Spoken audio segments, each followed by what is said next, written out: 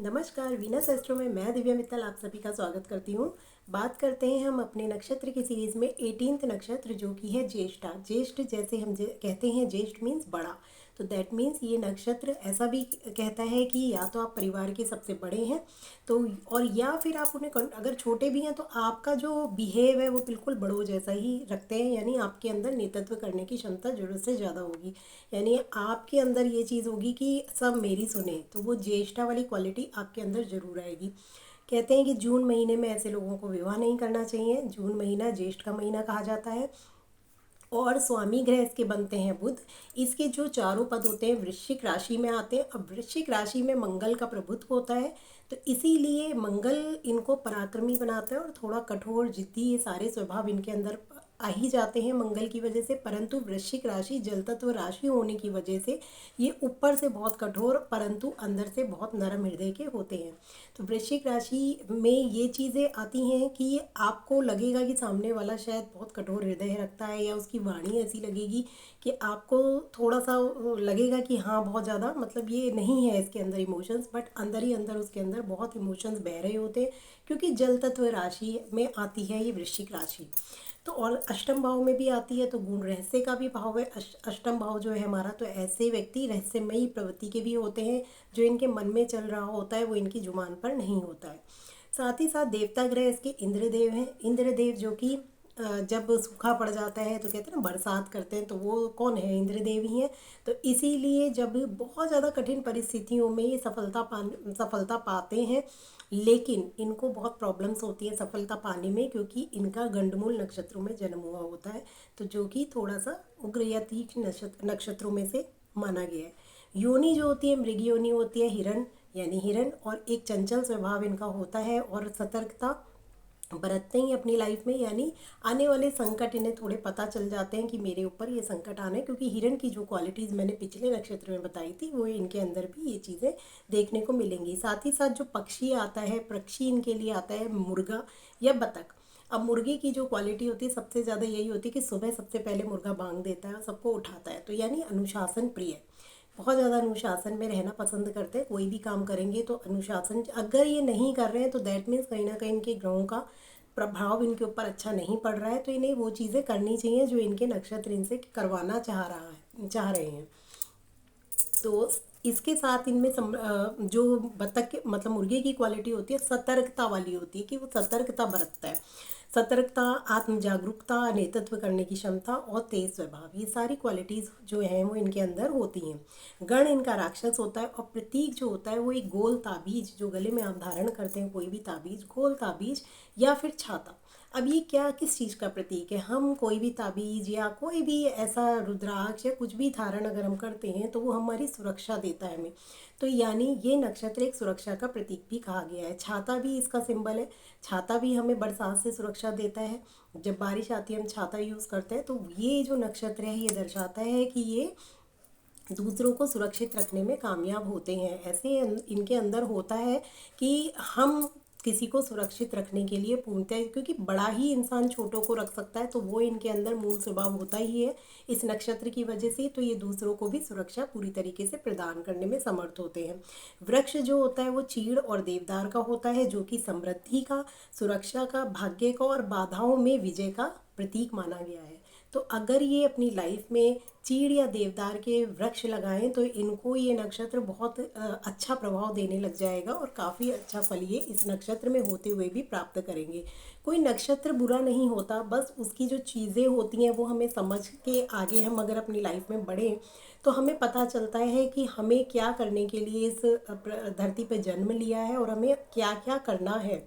प्रथम जो पद आता है इसका वो धनु नवांश में आता है, जहाँ पे गुरु का इम्पैक्ट आता है। अब आप देखिए, एक तो मंगल का और बुध का तो इम्पैक्ट है ही, यानी साहसी और बुद्धिमान ये हैं ही, और साथ में जब गुरु का धनु नवांश में आ गया तो ऐसे में इन्हें आशावादी, नैतिकवादी और बहुत ही ज़्यादा ज्ञान प्राप्त करने वाले और दूसरों को सलाह देने वाला बना देता है। तो ये अच्छी ही सलाह देते हैं दूसरों को, क्योंकि हम हमेशा अपने से बड़ों से ही सलाह लेना पसंद करते हैं, और ज़रूरी नहीं कि हर बड़ा ही होता है। कई बार हम अपने से छोटों से भी, या जो हमारी उम्र से हमारे से कम है, वो भी हमें इतनी अच्छी सलाह दे देते हैं, हमें ऐसा फील होगा जैसे वो हमसे छोटे नहीं बड़े हैं। तो बड़े होने का मतलब सिर्फ उम्र में बड़ा नहीं होता, उनका ज्ञान हमसे ज़्यादा कितना है, ज्ञान इंसान को बड़ा करता है, कभी उम्र इंसान को बड़ा नहीं करती है। दूसरा पद जो है वो मकर राशि में आता है, जो कि शनि का प्रभुत्व यहाँ पे आ गया। शनि का जब भी प्रभुत्व आएगा तो आप समझ जाइए कि वो अनुशासन चाहते हैं। आप जितना अनुशासन में रहेंगे, ऑलरेडी अगर आप ज्येष्ठा नक्षत्र के हैं और दूसरे पद में आते हैं तो डेफिनेटली आप अनुशासन प्रिय होंगे, लेकिन आप अपने लिए ही अनुशासन प्रिय नहीं होंगे, आप दूसरों से भी चाहेंगे कि वो भी अनुशासन को फॉलो करें। आप वहाँ पर थोड़ा सा अपना मतलब दिखाते हैं बड़प्पन कि हाँ भाई ज़बरदस्ती किसी से फॉलो करवाना, तो वो भी चीज़ें आपके अंदर आने लग जाती हैं। करियर के प्रति आप उन्मुख होते हैं, यानी करियर ओरिएंटेड आप कह सकते हैं, मेहनती, कठोर और मैनेजमेंट में बहुत अच्छे होते हैं। तीसरा पद जो आता है वो कुंभ नवांश में आ जाता है, जो कि शनि से ही लिया गया है। यहाँ पर ये परोपकारी बनते हैं, रचनात्मक प्रवृत्ति होती है, वैज्ञानिक दृष्टिकोण और समाज की सेवा करने वाले और आविष्कार करने वाले या शोध करने वाले होते हैं।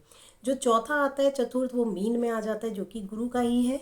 गुरु यहाँ पे ये संवेदनशील, आध्यात्मिक और बहुत भावुक होते हैं। ज्योतिष और तंत्र के प्रति इनकी रुचि भी होती है और दूसरों की मदद करते हैं, क्योंकि ये 12th नंबर जो हमारा मीन राशि आती है वो 12वें भाव में आती है और 12वां भाव हमारा मोक्ष का भाव होता है।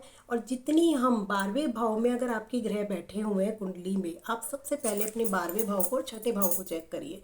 आप ये देखेंगे कि वो भाव जो भी ग्रह वहाँ बैठा हुआ है, आप जितनी मदद करेंगे अपने से मतलब गरीब लोगों की या असहाय लोगों की, या हॉस्पिटल्स जाके मदद कीजिए। जैसे मतलब होते हैं ना कि कई लोग तो बहुत मदद करते हैं हॉस्पिटल जा जाके गरीबों की, ज़रूरी नहीं होता कि आप पैसों से ही मदद करें, ज़रूरी ये है कि आप मतलब किसी तरीके से उनको जिस तरीके से मेंटली आपकी ज़रूरत है तो आप उस तरीके से भी मदद कर सकते हैं। किसी को अगर आपने जीवन में हंसा दिया तो यही सबसे बड़ी मदद होती है कि उसका मन प्रसन्न हो गया। किसी को अगर आप दुख दे रहे हैं तो ये सबसे बड़ा, ये समझ लीजिए आप जीवन में अन्याय कर रहे हैं। और वो भी कई बार तो हम अनजाने में कर देते हैं, लेकिन कई बार जान के भी हम ऐसी चीज़ें करते हैं लाइफ में, तो उन चीज़ों को अवॉइड करिए जिससे कि आपकी ग्रह थोड़े सुधर सके।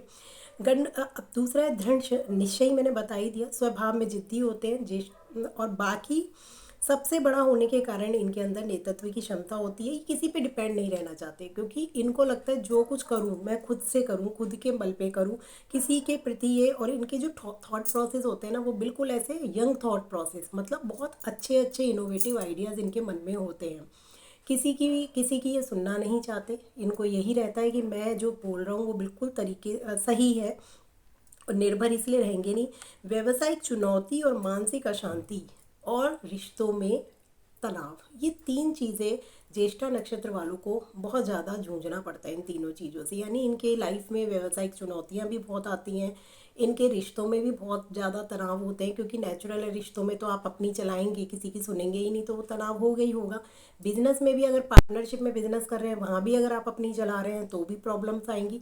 तो इंसान को हमेशा सोचना चाहिए कि आप किस वक्त अपनी चला रहे हैं, कहाँ आपको अपना मतलब कितना आपको अपनी चलानी है, कितना प्रभुत्व रखना है, वो सारी चीज़ें मैटर करती हैं, जिससे कि आप बैलेंस में रहिए। जो भी काम करें हमें वो बैलेंस में करना चाहिए। कोई भी चीज़ की अति तो आपको प्रॉब्लम क्रिएट कराएगी। वही ज्येष्ठा नक्षत्र भी बताता है। इसी के साथ नमस्कार, जय माता दी।